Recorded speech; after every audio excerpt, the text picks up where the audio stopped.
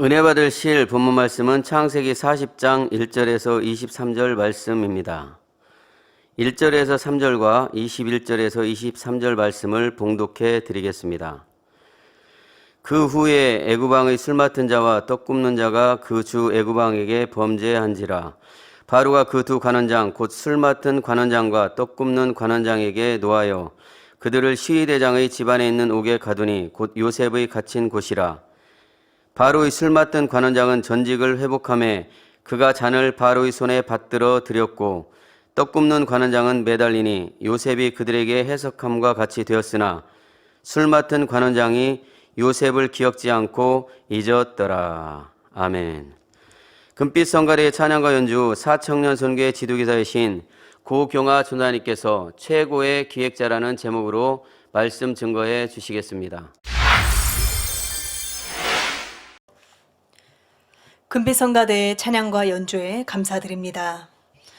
사랑하는 성도 여러분, 보디발의 집에 노예로 팔려간 요셉은 특유의 성실함과 하나님의 도우심으로 가정 총무가 되어서 총리 수업 1단계를 잘 마쳤습니다. 주인 보디발의 아내를 통해 시험이 왔을 때에도 손으로 잘 통과했지요.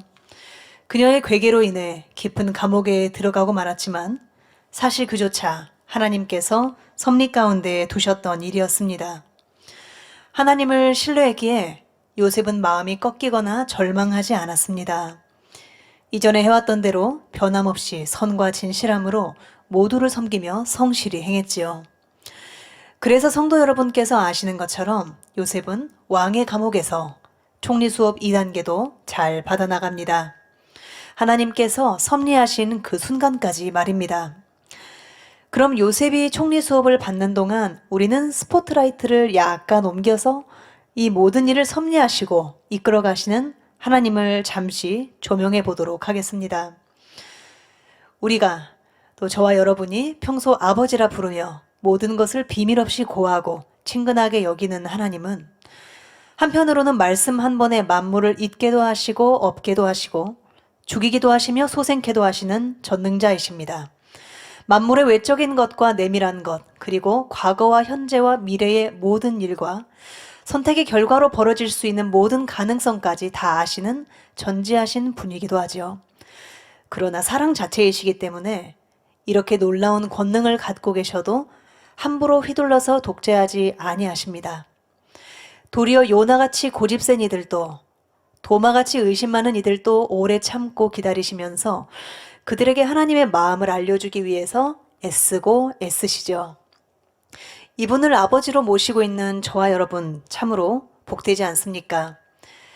그래서 우리는 하나님께서 우리를 아시는 것만큼은 아니더라도 하나님이 어떤 분이신지에 대해서 끊임없이 배우고 더 알아야 하겠습니다. 그래서 호세아 선지자가 호세아 6장 3절 전반절에 그러므로 우리가 여호와를 알자, 힘써 여호와를 알자 외쳤던 것과 같습니다. 오늘은 요셉을 인도하신 하나님의 전지전능하심에 대해서, 그리고 하나님께서 공의 가운데 인간의 자유의지를 존중하시며 어떻게 섭리를 이루어 가시는지 그 지혜에 대해서 살펴보도록 하겠습니다. 사랑하는 성도 여러분, 히브리 사람 중에 하나인 요셉을 당시 대국이었던 애굽의 총리로 세우는 일은 육적으로는 불가능한 일입니다. 그러나 하나님의 섭리 안에서는 얼마든지 가능하지요. 하나님께서는 이 일을 친히 계획하시고 역사에 가셨습니다. 어떻게 이것이 가능한지 알기 위해서는 먼저 하나님의 전지전능하심에 대해서 이해해야 합니다. 하나님의 속성 중에는 여러 가지가 있지만 그 중에 하나가 전지전능입니다. 아마 십자가에도 설교를 통해서 하나님에 대해 배우신 분들은 전지전능이 무엇인지 아마 쉽게 이해하실 수 있을 것입니다. 전지는 모든 것을 다 안다는 뜻입니다. 그리고 전능은 모든 것을 다 할 수 있다는 뜻입니다. 이 말씀대로 하나님은 무엇이든지 알지 못하는 것이 없으시며 무엇이든지 능치 못하시는 것이 없으십니다. 그런데 만약 하나님께서 그 둘 중 하나의 속성만 갖고 계시다면 어떨까요? 전지하시지만 전능하지 않으시다면 당연히 이를 이룰 수 없을 것입니다. 모든 것을 다 알아도 이룰 힘이 없으면 무슨 소용이 있겠습니까? 그럼 반대로 전능하시지만 전지하지 않으시다면 어떨까요? 전능하시면 무엇이나 다 하실 수 있지. 그럼 설령 어떤 것을 모른다 해도 내 뜻대로 일을 이루어버리면 되니까 별 문제가 없지 않은가? 이렇게 생각할 수도 있겠습니다. 하지만 전혀 그렇지가 않다는 사실입니다. 물론 무엇이나 할 수 있기 때문에 일을 이룰 때 장애될 것이나 문제될 것은 전혀 없습니다. 하지만 나중에 결과를 보면 모든 것이 뒤죽박죽으로 엉킬 수가 있다는 사실입니다. 모든 일에는 순서와 질서가 있는데 그것을 무시했기 때문에 결국은 잘못될 수밖에 없는 것이죠. 바로 공의에 어긋나게 된다는 말입니다. 예를 들어서 축복권이 있습니다. 그런데 사람의 깊은 마음을 알지 못합니다. 그러면 축복을 주어서는 안 될 사람에게 축복을 줄 수도 있겠죠. 만약에 하나님을 욕하고 대적하는 말을 하는 사람에게 축복을 주면 어찌 되겠습니까? 하나님을 욕해도 여전히 축복받을 수 있구나 안심하게 되겠죠. 그러니 결국 그 사람은 사망에 이를 것입니다. 혹은 응답해 주어야 하는 가장 알맞은 시기를 놓쳐버릴 수도 있습니다. 어쩌면 그릇이 안 되는 사람에게 능력을 주어서 잘못되게 하는 경우도 생길 수 있고 살려서는 안 될 사람을 살리거나 죽여서는 안 될 사람을 죽일 수도 있습니다. 전능하면 무엇이나 할 수 있기 때문에 원하는 대로 마음껏 일을 이룰 수는 있지만 전지하지 않으면 합당하지 않은 사람에게 잘못 응답하거나 적당하지 않은 시점에 역사하는 등의 실수들이 생길 수 있다는 말이죠. 이렇게 공의에 어긋나면 결국 하나님도 사단의 송사에 걸리게 되니 결국 인간 경작도 어그러지고 말 것입니다. 하지만 성도 여러분, 우리는 걱정할 것이 없습니다. 하나님은 전능하시며 동시에 전지하신 분으로 조금의 실수도 없으시기 때문이지요. 모든 일을 가장 적당한 시점에 맞추어서 공의에 맞게 정확히 역사하시는 분이십니다. 원하는 바가 있으셔도 결코 임의로 행동하지 않으시고 때와 시와 사람의 마음까지 계산하고 맞추시기 때문에 원수마귀 사단이 송사할 틈이 없습니다. 그러니 하나님께서 어떤 일을 계획하시고 섭리하셔서 그것을 마음에 품으신다. 그러면 그 순간부터 하나님의 섭리는 성취되어 가는 것이고 결국엔 반드시 이루게 되는 것입니다.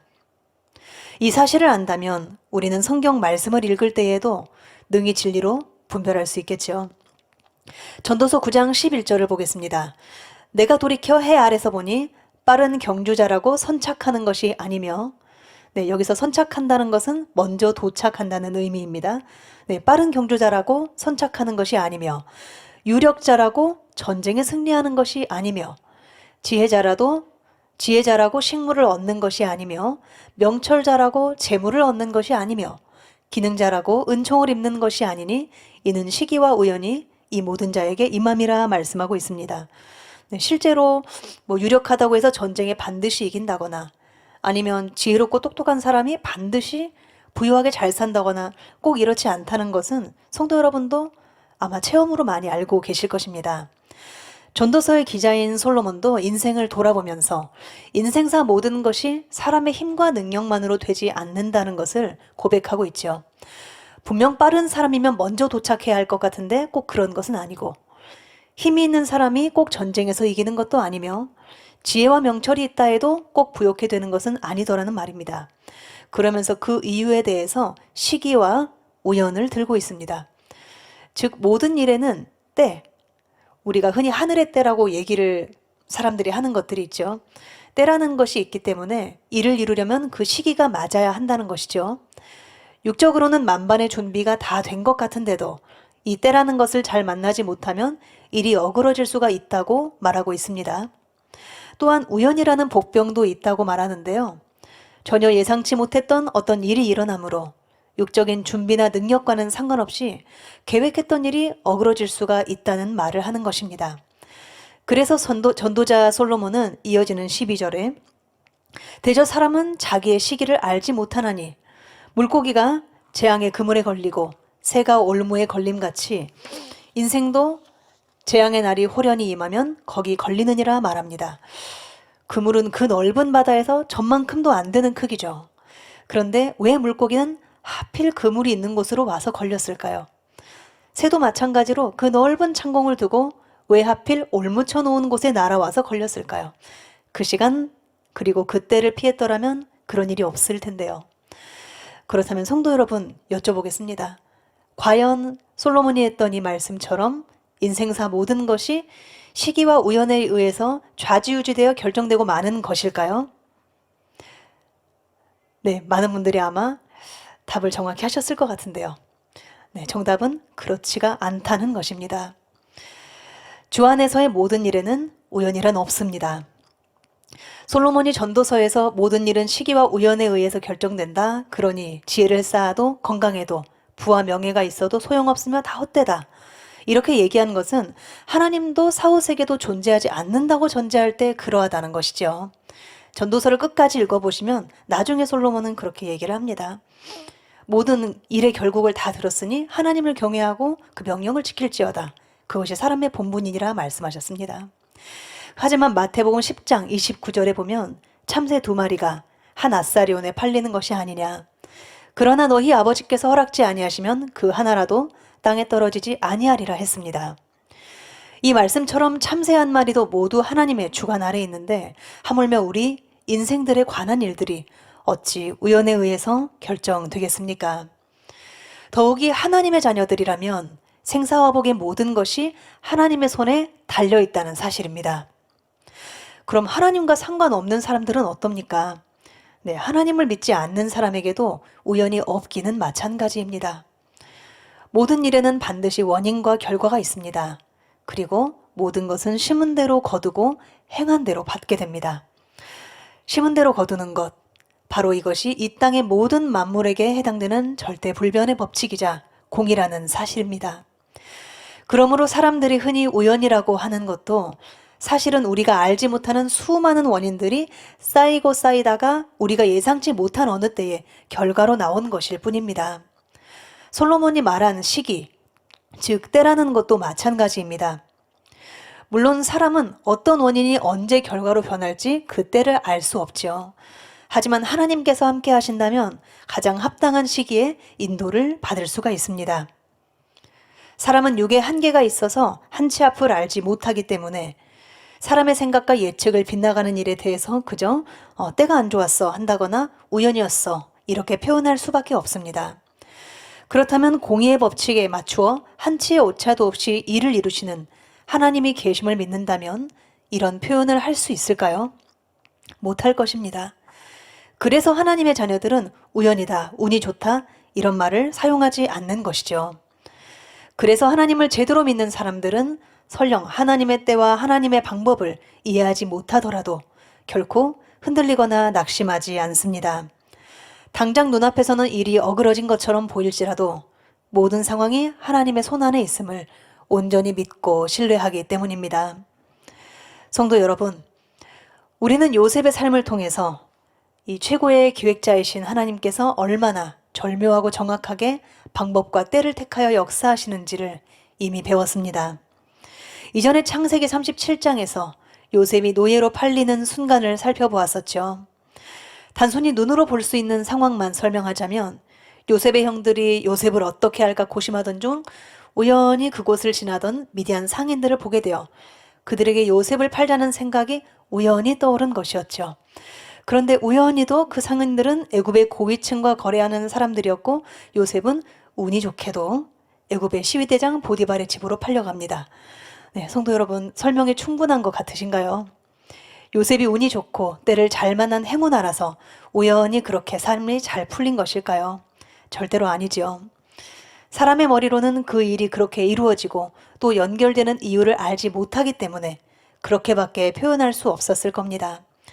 하지만 이러한 과정 하나하나 모두 하나님께서 섭리하시고 마음에 품으셨던 일들이 정확한 때에 맞추어 드러나는 것이었습니다.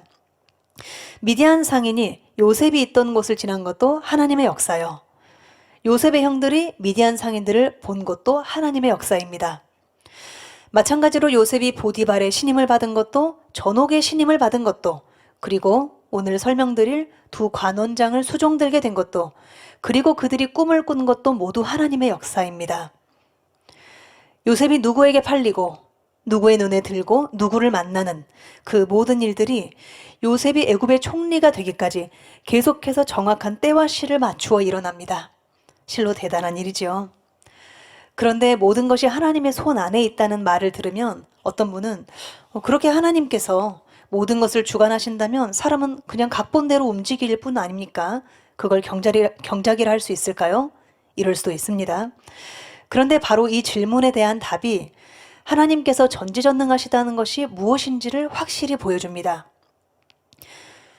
하나님께서는 다양한 방법으로 사람의 마음을 주관하시고 환경과 조건을 조성해 가십니다. 하지만 이 모든 것을 정확한 공의 안에서 이루신다 했습니다.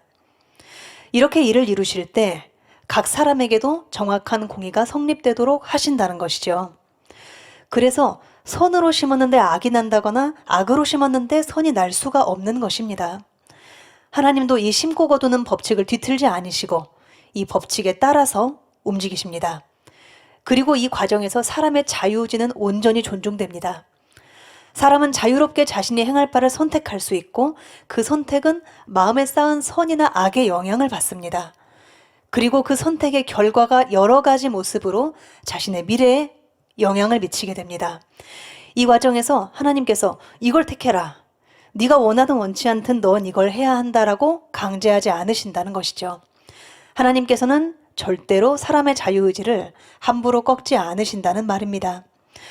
그러다 보니 하나님께서는 내일 당장 일을 이루고 싶으셔도 사람이 늦게 가면 거기 맞추셔야 합니다. 반대로 하나님은 한 달 후에 일을 이루고 싶으신데 사람 편에서 도저히 못 기다리겠다며 곁길로 빠지면 일을 이루지 못하시는 것입니다. 사람 편에서 채워야 할 공의를 채우지 못하면 역사되는 시점이 뒤로 밀릴 수도 있고요. 모든 상황 환경이 다 준비되었는데 사람 편에서 죄를 지어서 사단의 송사를 받음으로 일이 틀어지는 경우도 얼마든지 생길 수 있습니다.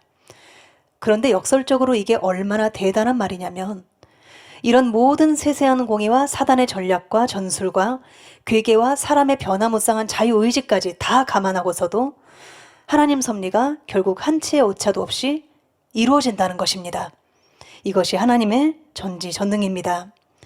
사단이 하나님의 아들을 십자가에 못 박은 날 온 천지가 다 슬퍼하고 예수를 따르던 자들이 다 흩어져 죽은 것 같이 없던 것 같이 되었는데 3일 후에 호련히 살아나실 줄 누가 알았습니까? 그래서 주와 함께 죽었던 자들이 주님을 필두로 죄다 생명을 얻고 훗날 이 육까지 부활시키더라도 사단이 그 잘하는 송사도 하지 못하고 꼴먹은 벙어리가 되도록 만들어버리실 줄 누가 알았습니까? 누가 봐도 완전한 패배였는데요. 부활하겠다고 생전에 약속하신 걸 기억하지 못했다면 말입니다. 주님의 이름으로 핍박받고 순교한 이들의 눈물과 피가 땅에 흡수되지 않고 그대로 살아서 전 세계에 예수 그리스도가 전해질 줄 누가 알았습니까? 멀리 유럽에서, 로마에서, 종교 자유가 없는 나라에서, 그리고 가까운 조선에서, 100년도 지나지 않은 한국에서 온갖 고문의 맞대응 하나 없이, 욕설 한마디 없이 그저 맥없이 죽어간 성도들을 보면 그때에는 이게 하나님의 뜻인가 생각한 사람도 분명 있었을 것입니다. 하지만 시간이 지나 보니 어떻습니까?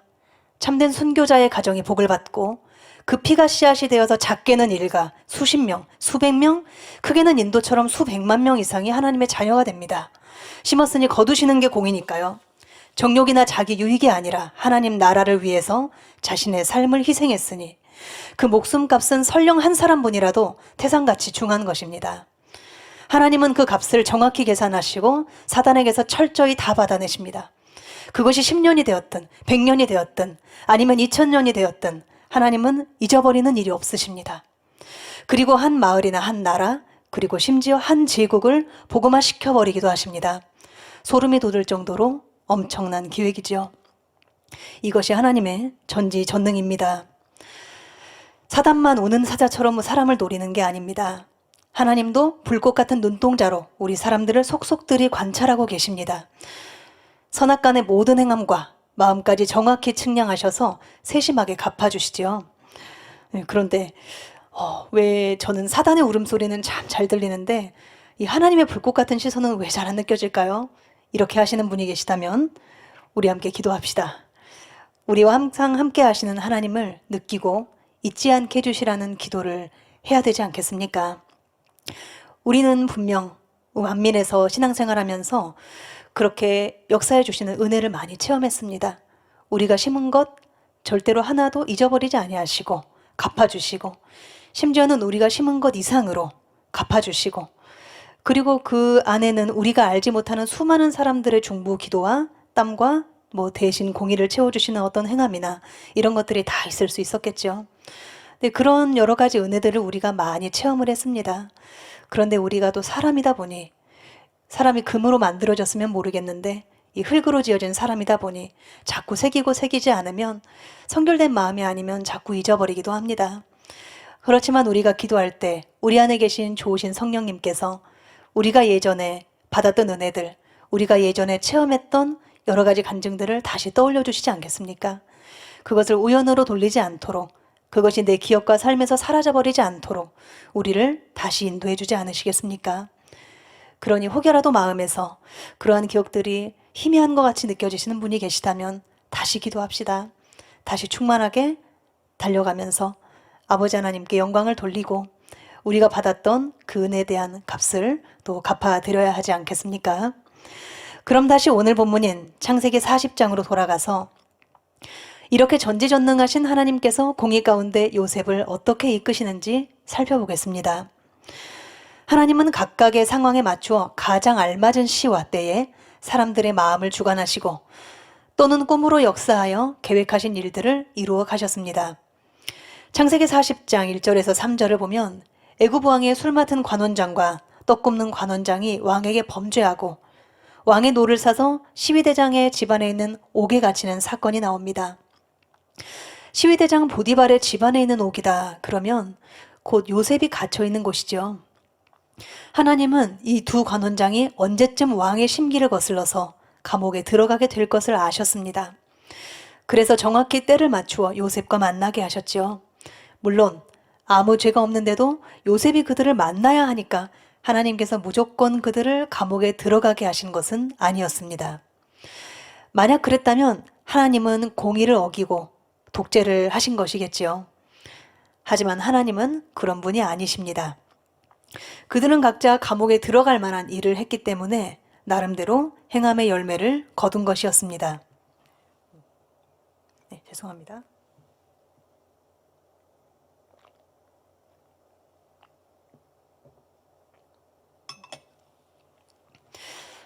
다만 두 관원장이 감옥에 들어가는 것과 요셉이 그 감옥에 미리 들어가 있었던 것이 섭리 안에서 정확히 맞아 떨어졌을 뿐입니다. 그리고 이어지는 4절에 보면 시위대장이 요셉으로 그들에게 수종하게 하매 요셉이 그들을 섬겼더라. 그들이 갇힌 지 수일이라 했습니다. 이 부분을 읽으시면서 어라 하는 생각을 하신 분들도 계실 것 같은데요. 시위대장이라면 요셉에게 진노해서 그의 말을 듣지도 않고 옥에 가두었던 보디발 아닙니까? 그런 보디발이 요셉으로 하여금 왕의 두 관원장을 섬기는 중요한 사명을 맡겼다는 것이지요. 네, 보디발의 심경이 바뀌었습니다. 보디발은 요셉이 어떤 사람인지를 누구보다도 잘 알고 있었습니다. 요셉이 자기 집에서 일하는 동안 그의 성실함을 보았고 그가 얼마나 마음과 뜻을 다해 주인을 섬겼는지를 체험했죠. 또한 요셉이 지혜 있고 총명하며 윗사람의 마음까지 헤아려서 섬긴다는 것을 알았습니다. 그러니 비록 크게 노해서 요셉을 가두기는 했지만 보디발에게는 요셉에 대해서 나쁜 감정만 있었던 것은 아니었죠. 시간이 지나면서 보디발의 마음 속에서는 요셉에게 가졌던 좋은 감정들이 하나 둘 되살아나고 있었습니다. 요셉처럼 중심으로 주인을 섬기는 사람을 어디에서도 찾아볼 수가 없었기 때문이죠. 그런데 마침 보디발이 감독하고 있는 감옥에 왕의 최측근에 있던 두 관원장이 들어오게 되었습니다. 보디발은 이 두 관원장을 결코 소홀히 대할 수 없었습니다. 원래 정치 세계라는 것이 어느 순간에 권력을 다 잃은 듯 싶다가도 한순간에 다시 회복하는 경우들이 있지요. 두 관원장 역시 지금은 비록 감옥에 들어왔다 해도 언제 다시 복직을 할지 모르는 것입니다. 그러니 보디발도 이 두 사람에게 그만한 예우를 해주어야 했지요. 그래서 두 관원장을 잘 섬기고 수종들며 그들의 마음을 흡족해 할 수 있는 사람을 찾았는데 그가 바로 요셉이었습니다. 아직 개인적으로는 요셉에 대해 감정이 남아있었을지 몰라도 이처럼 중요한 일을 믿고 맡길 수 있는 사람은 그래도 요셉뿐이라는 것을 알았지요. 이런 정황을 볼 때 보디발은 공과 사를 분명히 구분할 줄 아는 사람이었다는 것과 요셉이 얼마나 인정받는 사람이었는지를 다시 한번 확인할 수 있습니다. 물론 보디발의 마음을 주관해서 요셉으로 하여금 두 관원장을 수종들도록 역사하신 것은 하나님이시죠. 하지만 억지로 보디발의 마음을 주관하신 것이 아니라 그의 마음속에 있는 좋은 마음을 주관하여 역사에 가셨다는 말입니다. 하나님께서는 악한 사람을 억지로 주관하여 선한 일을 하도록 하신다거나 반대로 선한 사람을 강제로 주관하여 악한 일을 하도록 하시는 분이 결코 아니시기 때문입니다. 이것이 곧 공의입니다. 우리 성도님들도 기억하시는 것처럼 출애굽기를 읽으시다가 궁금해서 물어보시는 분들이 종종 계셨던 기억이 납니다. 여기서 보면 하나님께서 바로의 마음을 강팍해 하셨다라는 말씀이 나오는데요. 이건 하나님께서 바로가 이스라엘 백성들을 보내려고 했는데 강팍해 하셔서 막으시고 그래서 재앙을 주시고 이렇게 하셨단 말입니까? 이렇게 질문하시는 분들이 몇 분 있었습니다.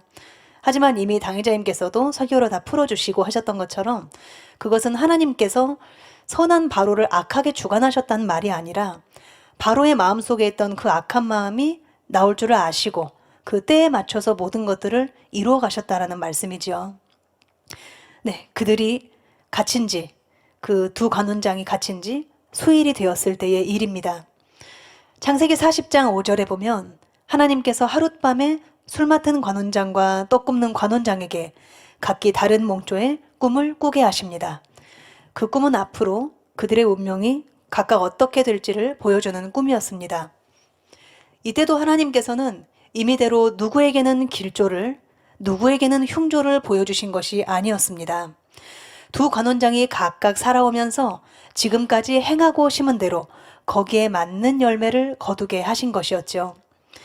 비록 지금은 두 사람이 똑같이 감옥에 있지만 누가 선하게 선을 심으면서 살아왔고 누가 악하게 악을 심으면서 살아왔는지 하나님께서는 정확히 아셨습니다. 또한 왕이 누구는 복직시키고 누구는 처형할 마음인지도 다 아셨지요. 이렇게 하나님은 모든 상황을 아심으로 공의에 맞추어서 각자에게 맞는 꿈으로 역사하셨습니다. 하지만 두 관원장으로서는 꿈의 의미를 알 수 없으니 아무래도 뒤숭숭하죠. 그때 요셉이 등장합니다. 창세기 40장 6절에서 7절에 아침에 요셉이 들어가 보니 그들에게 근심 빛이 있는지라 요셉이 그 주인의 집에 자기와 함께 갇힌 바로의 관원장에게 묻되 당신들이 오늘 어찌하여 근심 빛이 있나이까 했지요. 두 관원장에게 무난하며 세심하게 안색을 살피던 요셉은 그들의 얼굴이 평소와 다르다는 것을 알아챕니다. 이건 바로 요셉이 두 사람을 그저 형식적으로만 섬겼던 것이 아니라 마음과 정성을 다해 섬겼음을 알 수 있는 구절이죠. 평소 윗사람의 심기까지도 헤아려서 마음에 맞추려 섬기려 했기 때문에 혹여 불편한 건 없는가? 필요한 것은 없는가? 이런 마음으로 얼굴빛까지도 늘 살피곤 했었습니다. 눈치를 보려고 했던 게 아닙니다. 어찌하면 더 마음에 맞춰드릴까 하는 마음이었죠. 두 관원장은 이 요셉의 섬김이 진심임을 느꼈습니다. 그래서 자신들을 수종드는 몸종과 같은 요셉에게 꿈 내용을 순순히 말해줄 수가 있었죠. 두 관원장과 요셉은 비록 그 사귐의 시간이 수일, 곧 며칠로 매우 짧았지만 이미 서로에게 마음문이 열려 있었습니다. 이는 요셉이 그만큼 두 사람으로부터 신뢰와 인정을 받았다는 말이지요. 이처럼 요셉은 어디를 가든지 누구를 만나든지 항상 인정받고 신뢰받으며 사랑받았습니다. 요셉은 두 사람의 고민이 밤사이 꾸었던 꿈 때문임을 알고 해석은 하나님께 있지 아니하니까 하고 대답합니다. 자기가 꿈을 풀 수 있다며 교만하지 아니하였고 대화하는 이 잠깐 동안에도 모든 것은 하나님의 주관 가운데 있다는 것을 시인하고 있지요. 그러므로 하나님께서도 요셉이 하나님의 지혜와 영감으로 꿈을 풀 수 있도록 역사해 주신 것입니다. 놀랍게도 요셉의 해석은 극과 극이었습니다. 즉, 술 맡은 관원장은 사흘 안에 복직하고 떡 굽는 관원장은 역시 사흘 안에 처형을 당하게 된다는 내용이었지요. 요셉은 술 맡은 관원장의 꿈을 해석해 주면서 창세기 40장 14절에 당신이 득이하거든 곧 복직하거든 나를 생각하고 내게 은혜를 베풀어서 내 사정을 바로에게 고하여 이 집에서 나를 건져내소서 하고 부탁합니다. 그리고 그 사흘 후가 점점 다가오지요. 그날은 바로 바로의 생일이었습니다. 그날 실제로 술 맡은 관원장은 복직이 되었고 떡 굽는 관원장은 처형을 당했습니다. 요셉의 해석대로 된 것입니다.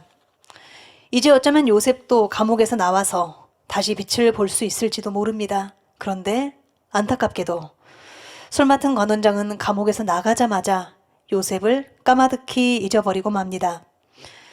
창세기 40장 마지막 절인 23절에 술 맡은 관원장이 요셉을 기억지 않고 잊었더라 했던 것입니다. 그가 은혜를 아는 사람이었다면 절망 가운데 있던 자신에게 복된 소식을 전해주어서 마음을 시원케 한 이 사람을 무려 2년 동안이나 잊고 있지는 않았겠죠. 만약 그가 요셉을 기억하고 바로에게 그의 억울함을 고했더라면 상황은 또 달라졌을 것입니다. 하지만 우리의 하나님은 그가 요셉을 잊어버릴 것까지도 계산에 넣고 계셨습니다. 이때로부터 2년의 시간이 지나 바로가 꿈을 꾸는데요. 그날 요셉의 총리 수업은 비로소 마쳐지게 됩니다. 그럼 하나님께서 준비된 자인 요셉을 어떻게 밑바닥에서부터 들어올려 나라의 2인자로 세우시는지 그 극적인 역전 드라마는 다음 시간에 들려드리도록 하겠습니다. 사랑하는 성도 여러분, 감옥에서 나갈 수 있었던 절호의 기회가 한 사람의 실수와 무심함으로 너무 어이없게 사라져버렸을 때 요셉의 마음은 어떠했을까요?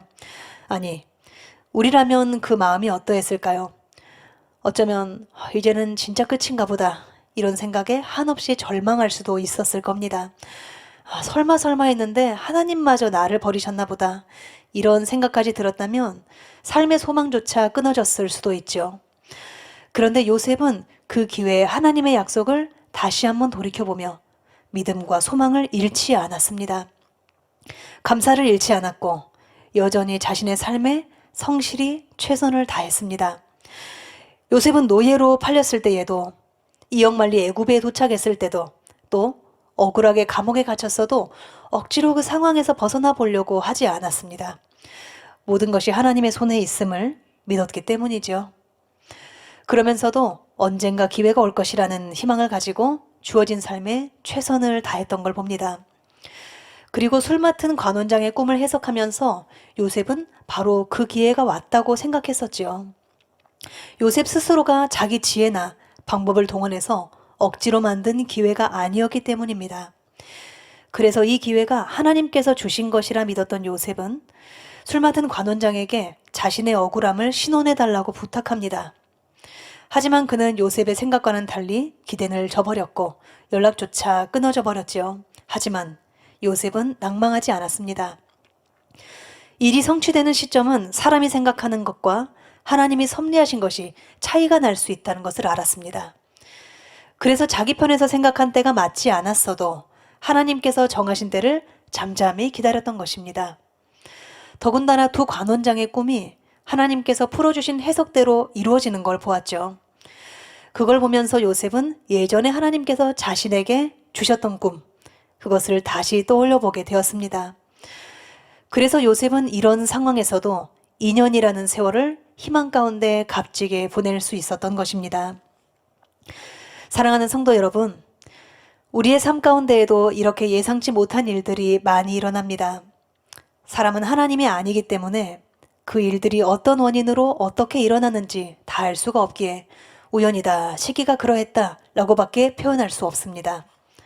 하지만 모든 일들은 철저한 공의 가운데 우리에게 임하는 것이며 심은 대로 거두는 것입니다.